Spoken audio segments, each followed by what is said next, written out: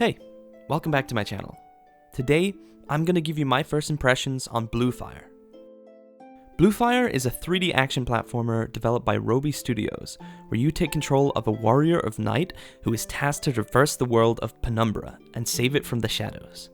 It was released on Steam and Nintendo Switch on February 4th, 2021.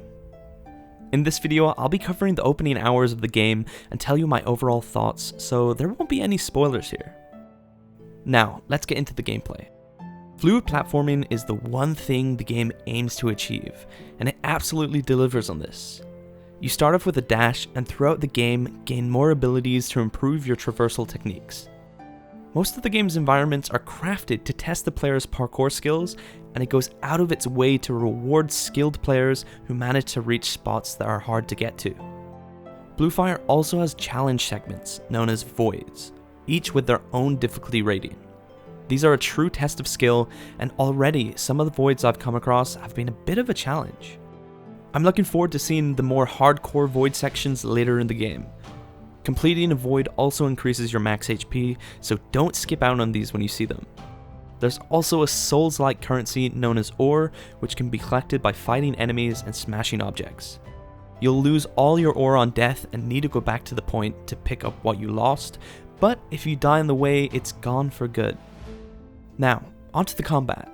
So far, it's a little basic, but using traversal moves in hand with sword skills and magic gives it a nice satisfying edge to it. You can lock onto enemies and switch targets with ease. The combat seems heavily inspired by classic 3D Zelda games such as Ocarina of Time, which I absolutely loved. Attacks also have a nice crunch to them, so I'm excited to see how my arsenal can be upgraded later on in the game. You can also find and equip different blades with their own stats. Creatures known as spirits also play a big part in the game. Capturing or purchasing these little guys will allow you to equip passives such as increased movement speed or double ore collection. Some of them are well hidden and will require you to come back to them once you've unlocked a certain skill. And if you're someone who enjoys cosmetics, there's also even an option to buy and equip different cloaks to personalize your hero with, which is a welcome addition. The Zelda inspiration doesn't stop there, because there are dungeons in this game too, which are filled with platforming puzzles, unique enemies, and boss fights. It absolutely fits the game well, and I can't wait to see the other dungeons.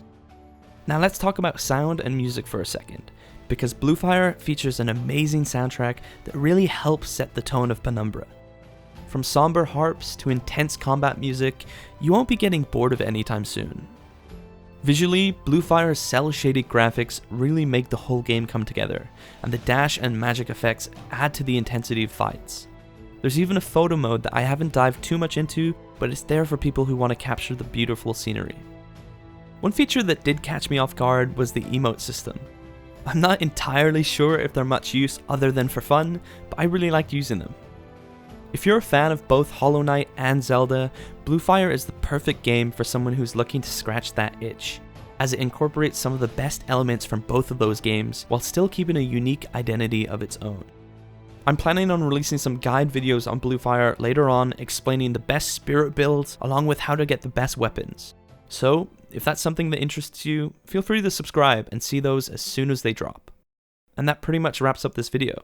If you enjoyed, make sure to leave a like, as it lets me know that people are enjoying this kind of stuff. I'll see you all later. Thanks for watching.